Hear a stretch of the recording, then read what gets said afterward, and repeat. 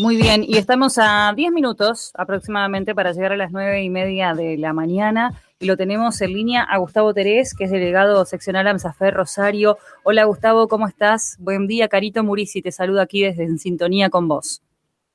¿Qué tal? Buenos días, gracias por llamar. Muchas gracias a vos por tu tiempo, por dedicarnos este ratito para poder conversar con vos, Gustavo. Y bueno, charlar obviamente de lo que está sucediendo en este momento, de lo que va a suceder también, y estamos transitando en la provincia de Santa Fe el regreso de las clases presenciales, y quería preguntarte si vos creés que es el momento indicado para que esto suceda. Ya, me parece que la discusión no es presencialidad sí, presencialidad no, sino discutir lo que significaría una vuelta segura a las escuelas, ¿no? Me parece que en primer lugar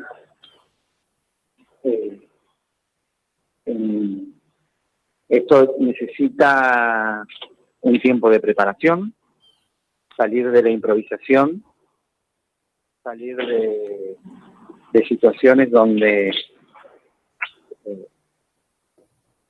casi lo ubican al Ministerio de Educación en una actitud responsable, o por lo menos alejada de la realidad.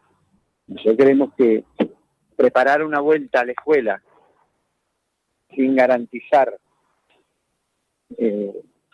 primero que todo el personal de planta haya vuelto de su licencia anual ordinaria, fundamentalmente los equipos directivos, que junto con eso también hay que garantizar la vuelta del personal con más antigüedad, que aparte de eso hay que realizar los relevamientos necesarios, etcétera, etcétera, para no nombrar muchas medidas, o sea, hacer un relevamiento de si están todas las condiciones de bioseguridad, si han llegado los insumos, otras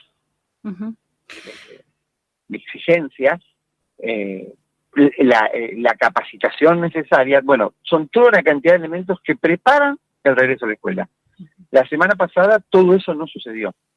Por suerte primó la cordura, la responsabilidad de los equipos directivos, y eso hizo que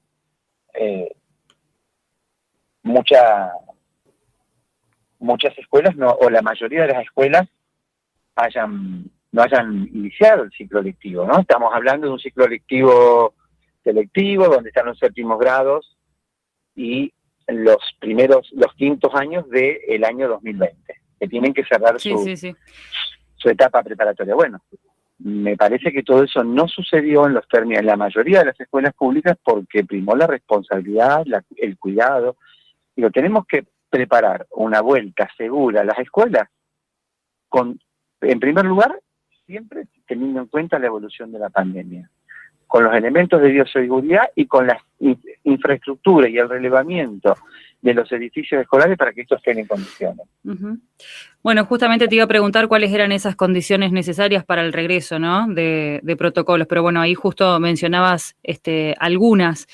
No sé si hay otra que quieras agregar como importante también para tener en cuenta a la hora de decir, sí, te escucho. El relevamiento te va a determinar cuáles son, uno de los puntos más importantes es garantizar, primero, que estén todos los elementos de bioseguridad, que estén los termómetros, las mascarillas, el personal de asistentes escolares para garantizar la sanitización, que estén, los recursos materiales y humanos necesarios en una situación de emergencia. En segundo lugar, junto con eso, hay que hacer un relevamiento del edificio porque el secreto, no es secreto. Lo que dice la experiencia, lo que dicen las estadísticas, es que la mayoría de los casos se da por el contagio aéreo. Entonces hay que garantizar muchísimo el tema de la ventilación. Claro. Y el tema de la ventilación se hace garantizando la ventilación cruzada. Hay que relevar cuáles son las aulas que tienen esa ventilación cruzada, la medida de las aulas necesarias para que haya una cantidad de chicos que no exceda lo que plantean los protocolos, ¿no? Sí. Y, por supuesto, también el Ministerio no estaba ordenando en ese sentido, no estaba orientando que las clases, en vez de ser de 2 horas, tienen que ser de 45 minutos. 45 minutos y salir, y después volver a entrar. No quiere decir que cada 45 minutos se sanitice, porque el planteo es que cada 2 horas se sanitice, pero sí salir y volver. Es un recambio de aire. Exacto, que no es bueno ni pedagógica ni sanitariamente estar más de 40 minutos, 50 minutos al interior. Eso lo han planteado científicos del CONICET, digamos, no es que es un invento nuestro ni que yo estoy haciendo ahora para hacer, para plantear cierta politiquería. Entonces, bueno, todas esas cosas vale la pena tener en cuenta para que nosotros no tengamos que después retrotraernos o desandar caminos que son dolorosos. Uh-huh. Una de las cuestiones que se plantea es que en este último tiempo, bueno, han regresado múltiples actividades, ¿no? Como el turismo, todo de a poco y progresivamente, el sector gastronómico, obviamente, por una cuestión de la actividad económica, algunas actividades deportivas, y preguntarle justamente, bueno, más allá de todas estas cuestiones que son fundamentales para garantizar la seguridad de los niños y niñas, de los chicos y chicas que regresen a las aulas, cómo se puede hacer para reactivar, ¿no? Todas esas, lo que es la educación a la par de lo que son las diferentes disciplinas y sectores, y que la escuela no quede exenta de este regreso, ¿no? No, lo primero que hay que pensar es que toda la vuelta sí. a cierta normalidad en la vida de las personas, sí.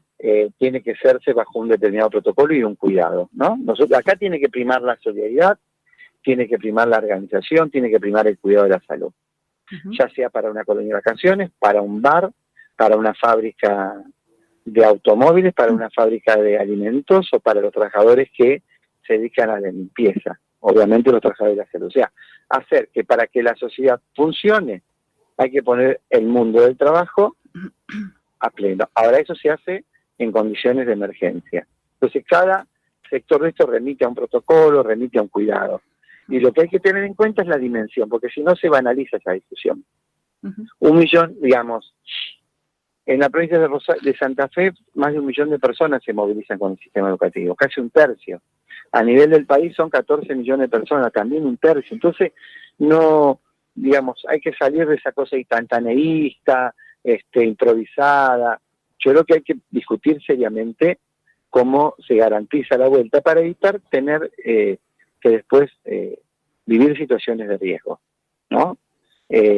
Nosotros no compartimos ninguna discusión de que todo tiene que estar paralizado o que todo tiene que estar funcionando en términos económicos o una actitud temerosa, digamos, sí, una actitud responsable, de cuidado de la salud, de mucha seriedad, de estar muy cerca de la ciencia, de estar muy cerca de los espacios de salud, digo, y en eso se implican medidas de emergencia que el gobierno no ha tomado.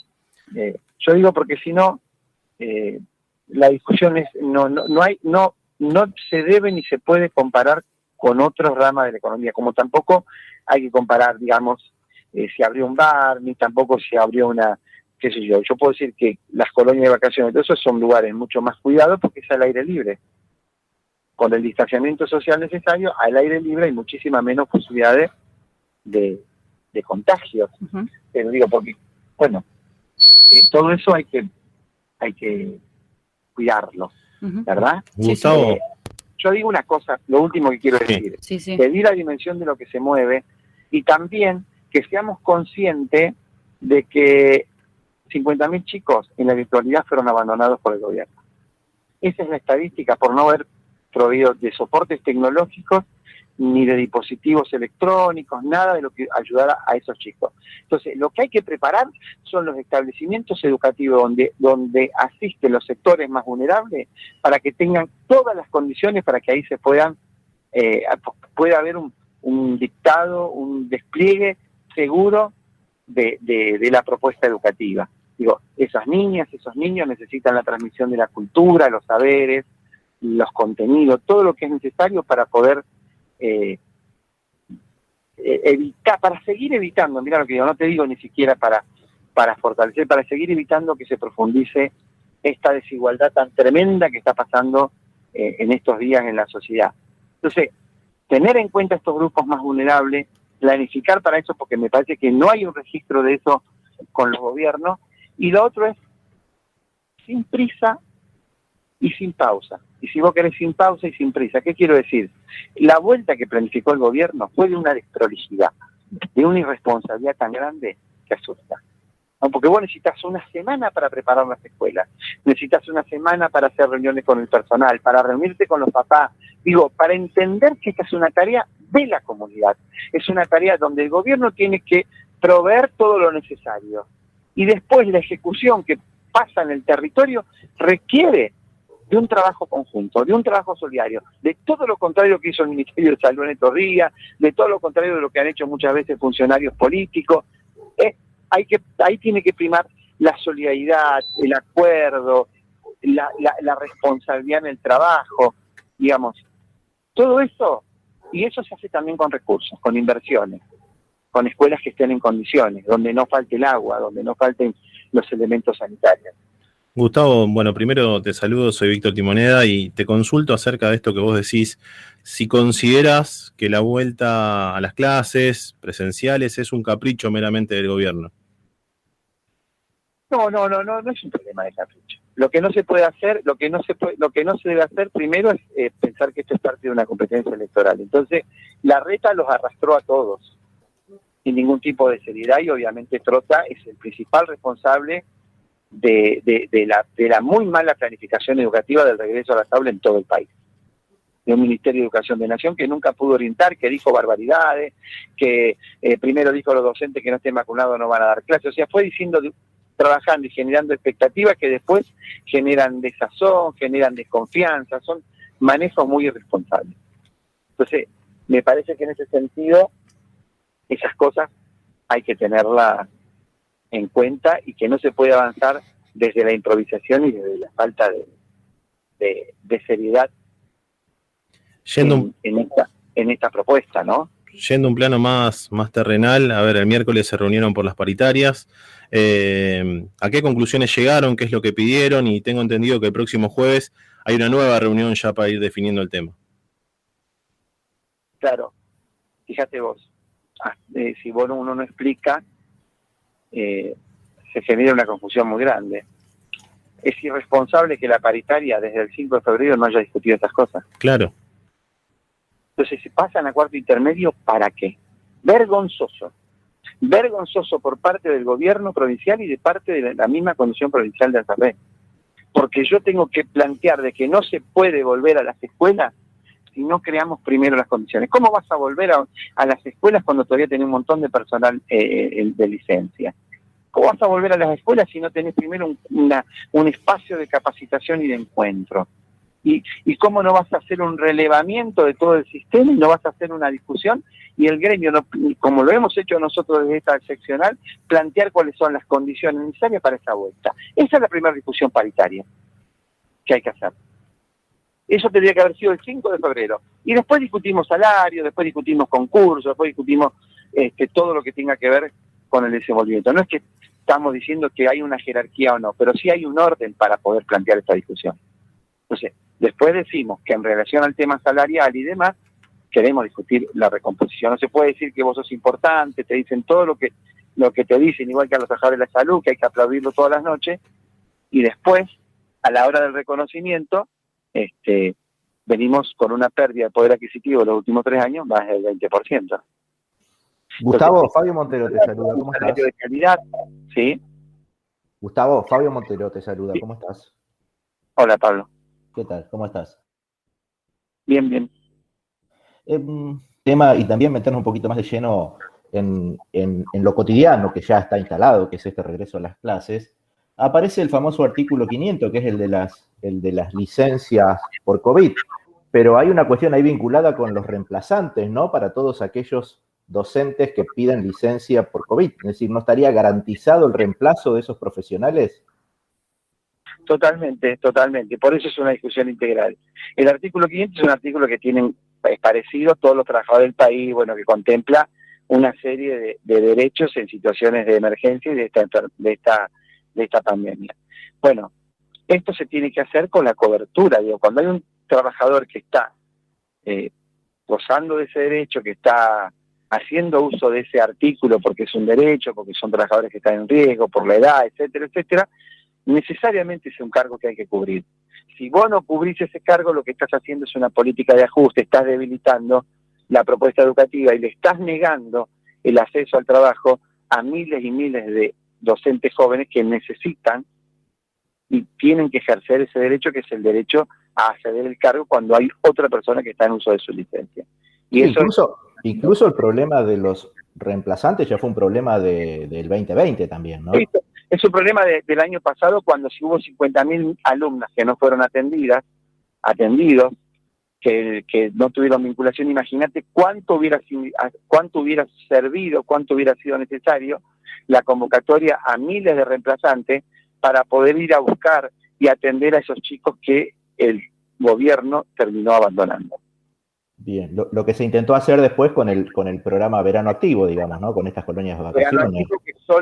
Que solo pudieron alcanzar un porcentaje ínfimo de vinculación de niñas y niños, ínfimo, donde muchos siguieron sin estar vinculados y donde aparte apenas duró un mes, desde el área del movimiento, de la educación física, del juego, Exacto. pero no de la recuperación integral de los contenidos y de una propuesta educativa integral. Eso no estuvo ni está presente, por lo cual la responsabilidad del gobierno y la improvisación siguen estando a la vista. Gustavo, el tema de ATE esta semana tuvo también su asamblea ahí en Plaza San Martín y definió, bueno, viene también complicado el regreso de los asistentes escolares, fundamentalmente por diversas cuestiones, entre ellos artículos de limpieza, pero también las licencias, las vacunas, etcétera. ¿Esto puede influir también en la continuidad de las clases? Sí, acá cuando hablamos del sistema educativo hablamos de una integralidad de asistentes escolares, docentes, de todas las personas que están vinculadas al sistema educativo. Para nosotros no se puede pensar un establecimiento educativo y una propuesta educativa sin los asistentes escolares. Este es un trabajo conjunto. Y eso remite toda una atención, digamos, integral. No se puede discutir educación con los docentes por un lado y con los asistentes escolares por otro. En esta situación de emergencia nunca. Las escuelas funcionan porque hay personal que se dedica a la limpieza, al comedor, al cuidado, y otros porque trabajan los contenidos, y otros porque coordinan administrativamente. Digo, hay que pensar al sistema educativo como esa palabra, como esto que yo te digo, como un sistema. Sí. Gustavo, la última, entrando un poquito en esto de la política gremial, aunque sea así de manera tangencialmente, porque vos dabas cuenta también de recién de ANSAFE provincial y de una cuestión con la cual estabas de desacuerdo.